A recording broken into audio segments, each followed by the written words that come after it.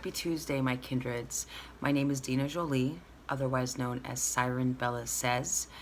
If you follow me from Instagram, you are familiar with some of my writing and my photography and my love of memes.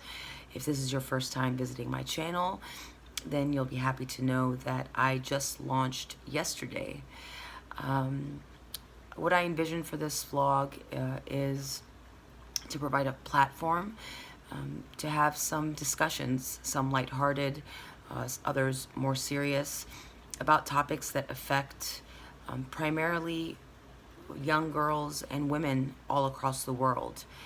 I do acknowledge that gender does not just, that gender is fluid, and that there are hundreds of thousands, if not millions, of individuals all across the world who neither identify as male or female and identify as transgender. And but for the purposes of this channel, I would like to say that as a woman, there are many issues that have affected me personally and have affected friends and family, and these issues are near and dear to my heart. And I intend to use this platform to shed light, to disseminate information, and to have an open discussion with you all, because I don't consider you subscribers, I don't consider you followers. My goal is to build a family of kindreds who can remain transparent, who can remain loving and open-minded, even if you disagree with the opinions or views of others. With that being said, we're just gonna dive right in. I have to pick my son up from school in an hour, and I'm still sort of getting the lay of the land with this whole this videography thing. It's completely nerve-wracking, it's terrifying. I'm great at taking pictures and videos of other people, but having the spotlight literally and figuratively, shined on me, it can be somewhat scary. I am not afraid to talk about myself. I know that I'm going to have to walk a fine line, because my choice to be very public about, my personal experiences, that's a choice that I make, but I also have to respect that my family and close friends may not want to be included in this discourse. So today I would like to talk about intimate partner violence, and this isn't a subject that can be covered in one conversation. This is an ongoing epidemic all across the world that affects every gender, people of all ages, all cultures. And intimate partner violence is also known as domestic violence, and there are all different kinds of, otherwise known as IPV. So you have your emotional, you have physical, you have sexual, and also financial intimate partner violence. And everybody's situation is different, but what remains the same is that survivors of intimate partner violence, they experience a very specific set of problems, and it's oftentimes very difficult to get to a place where you feel safe enough to reach out for help, or even to recognize that you are in a situation that is damaging psychologically and physically. So my idea for having this talk today with you all is because I'm a huge fan of the show Vanderpump Rules. I've been watching it for several years. I've become very attached to the characters. I know that while it is labeled as reality television, I also understand that parts of it are scripted. But the one thing that remains constant in this show is that I applaud the I don't want to call them the characters, but the individuals who participate in this show and who allow us a very, very intimate glance into their lives. Some really, really heavy issues come up as the individuals, as far as like their intimate relationships, their friendships, and oftentimes there's a lot of drama. And if you're like me and you are a fan of I don't watch all reality television, but I would say that the Real Housewives, Bethany and Frederick, and and Vanderpump Rules are my top three. And if Caesar Milan sort of falls under that category, because I do love The Dog Whisperer. So in yesterday's episode, if you're familiar, there are Jax and Brittany. You have to forgive me, I have a cold, and I hate the fact that I have to scratch my nose. Jax and Brittany have been dating for several years. Jax is, I believe, 38 years old. Describes himself as a white heterosexual male. Brittany is in her very early 20s, comes from a very small town, moves out to, I believe it's Los Angeles, to be with her boyfriend. And over the years, you get to watch Brittany grow. I mean, I think she's, my gosh, not only maybe 19, 20 years old when she comes out to LA, she leaves her whole family behind. And, she I can't believe this. I hate this. I'm sorry. I have to wipe my nose. This is something that you're going to learn about me. Is A, that I have a big nose, and B, that it runs all the fucking time, and C, my makeup always gets rubbed off, and I just end up always rubbing it. Anyway. And I'm gonna smoke. So, Jax has a very sordid history of tumultuous relationships, and he's dated and had sex with many of the characters or the individuals on the show. So throughout his relationship with Brittany, there were many red flags from the beginning that concerned me, and not just me. It concerned people, viewers all around the world, who recognized that a lot of his behavior came off as extremely controlling, and this was a pattern of his behavior over the relationships as they were portrayed by the show. So one of the first red flags that was thrown was that he kept insisting that Brittany get her breasts done. He had lots to say about her weight. She was a thick girl. She's a beautiful girl. She's got a beautiful face, chubby cheeks, and she was one of the heavier girls on the show. And he used to always make comments about her weight. And in addition to his concern about her weight, because he was very into fitness and took pride in his physique, he wanted her to have bigger breasts. And in the beginning, it seemed like it was a running joke that, he was, he would pay for it. He would pay for it. And finally, she agreed to get her breasts done.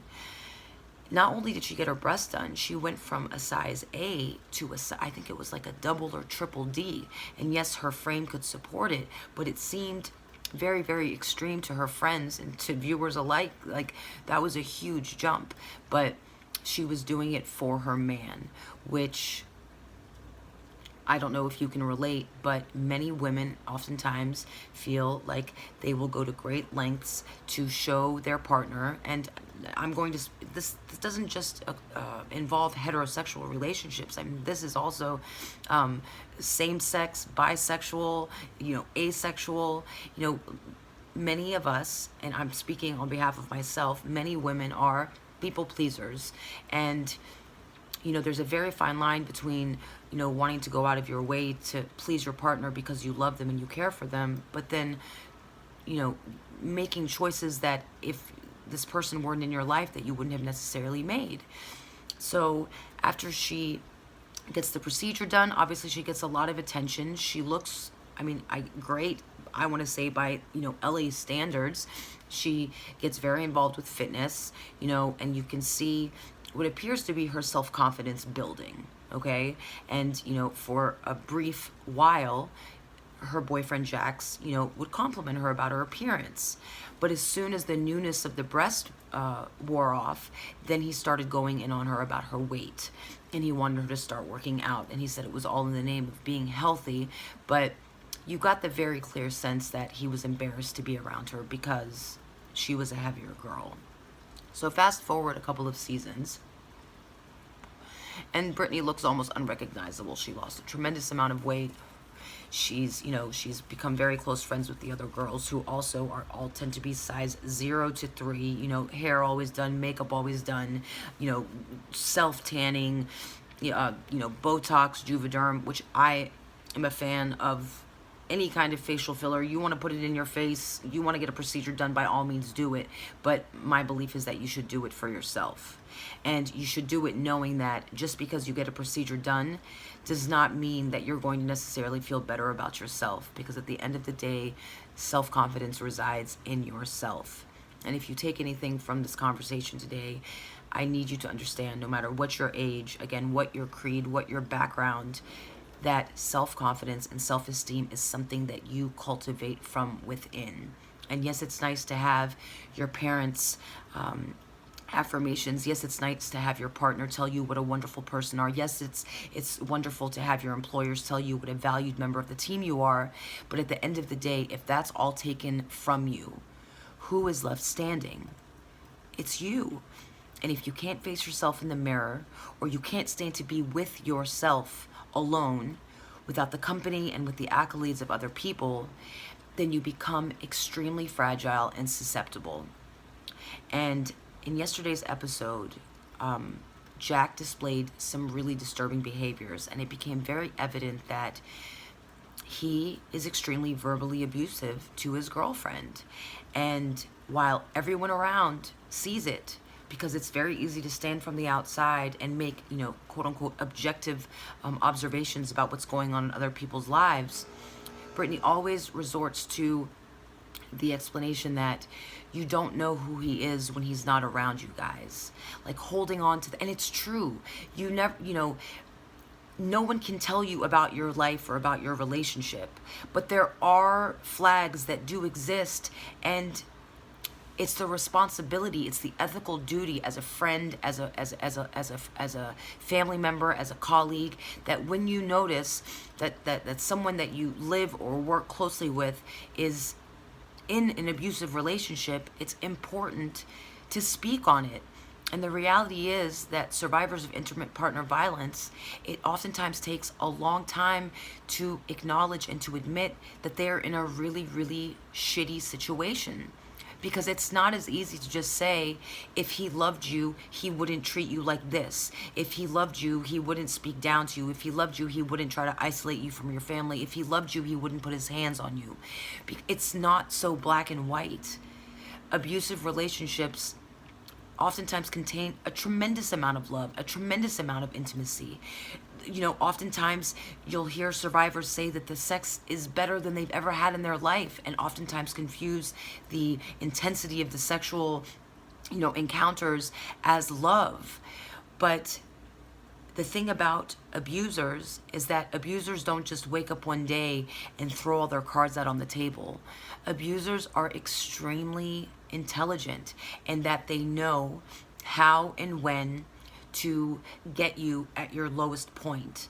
And they know that if they can keep chipping away, no woman goes into a relationship intending to be a survivor of intimate partner violence. No woman goes into a relationship willing to be called a piece of shit, to be called a bitch, to have a man slap her in the face, to have her call you fat, call you worthless, tell you that your family doesn't love you and that you're nothing without them.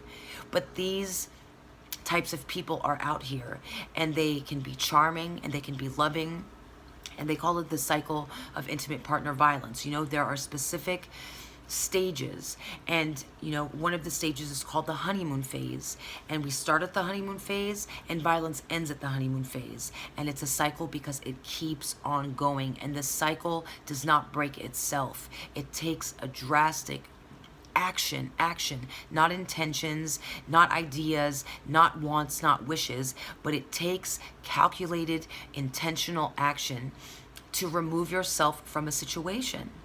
Now, oftentimes you'll hear people say, well, why don't you just leave?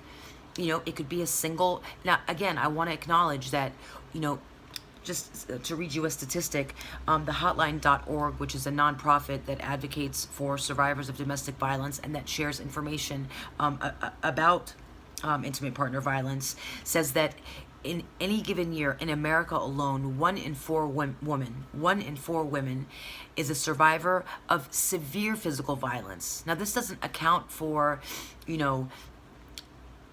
being slapped around every once in a while, or your partner calling you fat every few months when he's had too much to fucking drink, which is still unacceptable fucking behavior. But 1 in 4 women in the United States of America has survived an extreme encounter of physical violence. I believe it was 1 in 3 men ages 18 and older has also survived an encounter of domestic violence. Now, these are the ones that survived, that were able to, tell someone and to have their story documented. This doesn't account for the tens of thousands of women who are murdered every year by the hands of their partner or their lover. So going back to the cycle, there are signs, very specific signs that exist in most abusive relationships, okay? So in the beginning of the relationship, again, the abuser will be extremely charming, extremely accommodating, will find out everything that you love to do, will just throw on the, how do you say it, like lay it on thick, like, well, they're the person that, they become close with the parents, and they seem like the ideal partner. And forgive me if I'm being gender specific right now, but my experiences with intimate partner violence have involved men, okay? And so I'm going to speak from personal experience as well.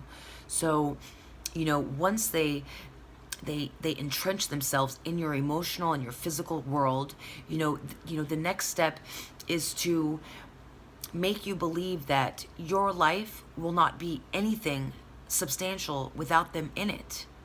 The good, the bad, and the fucking ugly. And stay with an abuser for long enough, and they will convince you without a shadow of a doubt that you cannot leave, that you will not be able to live without them, that you will not be able to financially provide for yourself. There goes my fucking nose running, guys. You're gonna have to fucking forgive me. And I need to light a cigarette and take a sip of some mimosa, because this shit is getting heavy. And I want to say thank you. If you're still here and you're still with me in this room, I want to say thank you. And I also want to say that if you are affected by intimate partner violence, whether in the past or in a current relationship, or you know of someone, there is help available. And I'm here to tell you that I am here to talk to you. I am here to help provide resources. And not only do I come with sort of an arsenal of skills and knowledge because of my personal experiences, but my academic background is in human services, and specifically with crisis counseling.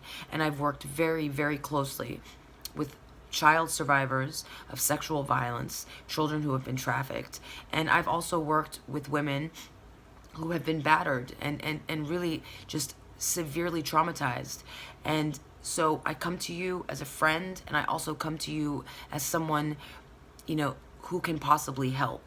I am not a licensed counselor. While I do have my Bachelor of Science in Human Services, I am not a licensed counselor, but I am an advocate, and I am a human services worker. And at the end, and again, I am first and foremost a friend, and I want you to know that I will never judge you.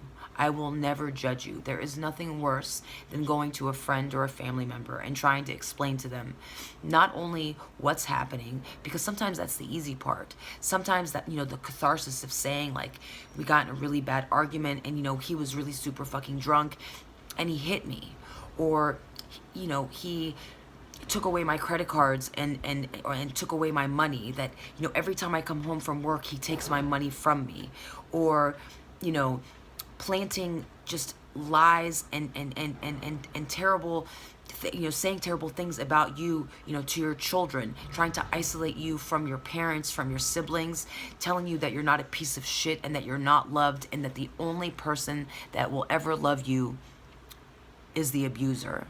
And I am here to tell you unequivocally that that is fucking bullshit. All right? I'm not going to sit here with pom-poms and tell you, like, you're worth it, because you know what? You could hear it 1,000 times every single day, and quite frankly, it's just going to skim over the top of your head. But what I am here to tell you is that there are resources available. And if you're not interested in getting help in the form of, if you're in a situation that you're living with your abuser and you are in imminent danger, and I'm going to tell you something, that there are statistics that show solidly that if your partner has ever put his hands around your neck, the likelihood of you being the victim of a murder increases by some 75 fucking percent. If your partner has choked you before, it is a telltale sign that your partner is capable of killing you. And if that's not worthy of a moment to stop and light a fucking cigarette, then I don't know what is. Intimate partner violence, it occurs in every stage of life. It can occur between family members. You know, we have child survivors who were abused physically and emotionally and sexually and environmentally by uncles, by aunts, by cousins, by siblings, by their mother, by their father, by their coach, by their next door neighbor.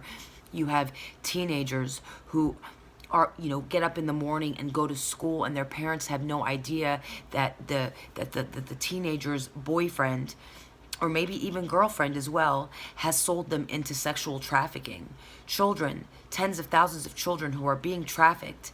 And I'm not talking about children that are homeless and out working the track on Capitol Hill. I'm talking about children that get up every single day, go to school, and who have been sold to a pimp, and who are become the property of a pimp, and are told that if they reveal this secret to a family member, to a friend, to a counselor, to an adult, to a loved one, that they will be harmed and that their family will be harmed. And the common denominator here is fear. Abusers thrive on fear, and that is the only way that they can operate. They instill this morbid fear in you. And a lot of times it's not that you're afraid that you're going to be hurt. It's afraid that they're going to hurt your children, that they're going to hurt a family member or another loved one. I'm here to tell you that if you are in a relationship, again, spanning, I don't care what kind of relationship it is, and you are being verbally, physically, sexually abused, if you are married or partnered with someone and your partner forces you to have sex against your will, it's still rape. Even though you may have signed a document that says that you're their partner for life, this is rape. This qualifies as intimate partner violence. It is wholly illegal. It is criminal. If you are someone under the age of 18 and your parents, your mom, your dad, again, if any adult, not even an adult, abuse between siblings happens more than people care to talk about. And one day I'm going to come armed, because you know what? I could sit here and spew numbers at you all day, and they're numbers, you know, but this is real life, real fucking life. If you are in a situation and you are under the age of 18 and you are being harmed or you have been harmed, it is imperative that you go and speak to an adult that you trust. And what's fucked up is that it's a catch-22 there, because the adults that you're supposed to trust, the adults that are supposed to take care of you, that are the same ones that are harming you, it's so difficult to believe that there are adults out there who will listen and who will believe you, because by God, survivors of violence, intimate partner violence, and family violence, they are terrified because they are told that no one will believe them, because you're dirty, because you're dumb, because no one could possibly believe that the abuser would be capable of committing such a horrendous act. But the ones that are committing the acts are not the ones that they're portraying as the sleazy men in fucking trench coats lurking in corners. They're the people that are closest to you. And going back to the situation with Jax and Brittany, and if for some reason you watch this video, you know, again, I don't know anything about your relationship. I'm just speaking on what I observed in the episode. And quite frankly, if you put your shit out there in the public for people to watch, I think that it's my fucking right to speak on it, okay? I feel like Brittany is in an abusive relationship. I feel like her friends know it, and the telltale sign for me is that when her friends are trying to tell her, and again, they tell her, you're worth it, you're beautiful, you're this, you're that. Dude, for survivors, and I'm telling you, I lived it, those words fall on deaf ears. It's so difficult to understand once your self-esteem has been so belittled, once you've just been beaten psychologically and physically into a corner. It is so impossible to believe that you're worth anything, because you start to hate yourself, because you know logically this is not a good relationship to be in. You know logically that you would not tolerate somebody that you loved being in the same situation. So you sit and try to rationalize, how could I possibly be worth anything if I allowed this to happen? I'm here to tell you that it's not your fucking fault. It's not your fault. Nobody asks to get hit. Nobody asks to get talked down to. Nobody asks to get neglected. Do you understand? We don't ask for that. I don't care about your education level. I don't care if you were a raging slut who consensually spread her legs and gave your pussy to every kid in the fucking neighborhood when you were 14. I don't give a fuck. It has nothing to do. It has nothing to do with intimate partner violence. No one asks to get hurt. So now that we've thrown this all out on the fucking table, what is the next step? And sadly, I don't have a fucking definitive answer because there's no one size fits all answer. You know, I spent 5 years, almost 6 years in a relationship with a man who never put his hands on me. He never laid his hands on me. I was bigger than him. I was stronger than him. We didn't live together. But by fucking God, he reduced me to a fraction of the woman that I was. For 5 years, he controlled me with rage. He was an emotional terrorist. I mean, hands fucking down. And you have to believe that these people exist. You don't have to get black and blue to be severely, severely hurt and battered by someone that you love. And it was this seemingly never-ending cycle of emotional violence, and every time I mustered, you think it's willpower, but fuck it, I don't think it's willpower. You muster the gumption to walk away from this relationship, and you rally the forces of the family members that you finally, mustered the wherewithal to go to because you're so fucking ashamed, and abusers need you to sit in your shame. They need you to sit in your shame, because that's how they keep you immobilized. And for 5 years, I compromised myself as a person, as a mother, as a daughter. To this day, I live with the guilt. To this day, that I allowed someone to treat me with such fucking violence and such disregard. And every time I made the decision to leave, he would find a way to get back in. And I would tell myself, I won't let him back in. I won't allow myself to repeat this mistake because I deserve better. And every single fucking time he would find a way, he would call me hundreds and hundreds of times.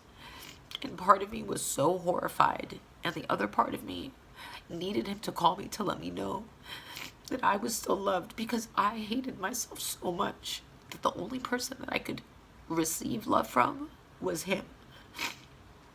He would send pictures to my job, intimate photos that I would send to him. He would send pictures of my vagina to my family, to my colleagues, to my fucking employers.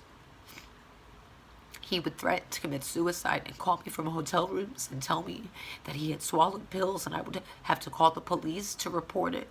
And the police would arrive, and he would say that I was crazy. He filed a report with Child Services and reported that I was sexually abusing my 5-year-old son. And when all this is happening, and you're in such a defeated state, I kept telling myself, there's no way that he would do this to me. He has to love me. I was obsessed with getting his affirmations and of proving that I didn't make this up. I would go to my mom and I would cry. I would sob, and I would say, I would tell her, Mom, I'm not crazy. I know that what we have is real. There are real moments. There was real intimacy, and there were parts of me that I revealed to him that I never revealed to anyone. And I didn't know how I would move forward from that. I didn't know how I would pick myself up after giving so much of myself to this person who, at the end of the day, didn't deserve it, didn't know how to receive it, and who absolutely abused his privilege in my life. So after 5 years of going through this, After going back to him, after he filed, imagine as a mother, having to explain to someone, to explain to the father of your child, why you were still with the person who filed a fucking report that you were sexually abusing your kid. How do you justify that? I'm an intelligent person. I am a strong person. I'm a logical person. I'm a good person. How battered, how reduced do you have to be to go back to someone who tried to take the most important thing away from you?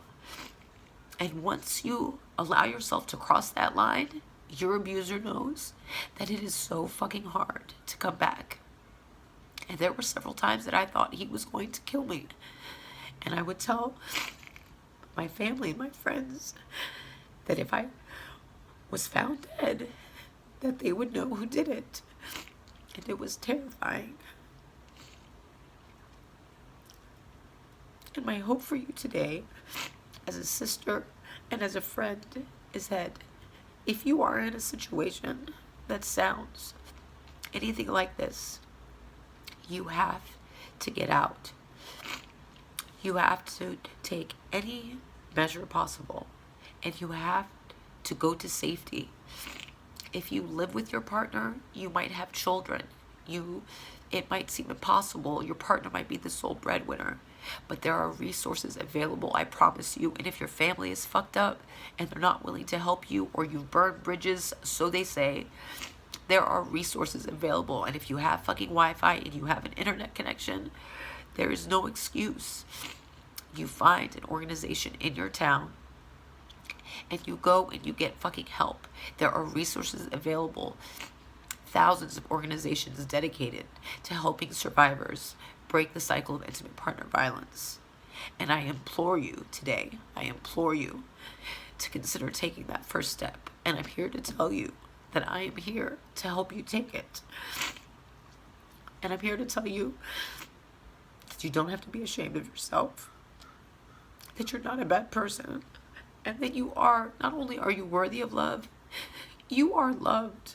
I mean, you don't even fucking know me, but you are loved wholly and completely, and you are perfect exactly the way you are. And I promise you that once you leave and once you break that pattern, there is life after the abuse. There is, because I found it. And it took me a long time to trust people, and most importantly, to trust myself, because I was so disappointed in myself. And it's been years. I spent 1 year in my parents' room. I didn't leave. I drank. I did a lot of coke. I cut myself. I tried to kill myself several times, and I just couldn't do it. I completely detached from my son. I didn't know how to be outside the confines of this terrible relationship. And I continued to think about my abuser for years later, while he went on to get married and have children, making his $80,000 a year working for the government. Like, he walked away unscathed, and I was left a shell of myself. But I'm here sitting before you to tell you that I'm not a shell anymore. And I had to work really, really hard. And I'm still working really, really hard to forgive myself and to forgive him ultimately, because that's going to have to be a part of this healing process, and it will not happen overnight. I want to thank you. I didn't know that it was going to go in this direction, but this is why I started my channel, because I feel that I have stories and experiences, and I don't want to sit here and talk at you. I want to speak with you, and I want you to know that there's a family out here that will love and that will support you. And I just want to thank you for, sharing this moment with me, because even though I don't know who's listening, I feel really supported. And I have to go blow my nose and go pick my son up. Welcome to a mom's life. I love you. Thank you again for visiting. If you haven't already joined the family, just hit the fucking subscribe button, all right? I'll talk to you guys later. Bye.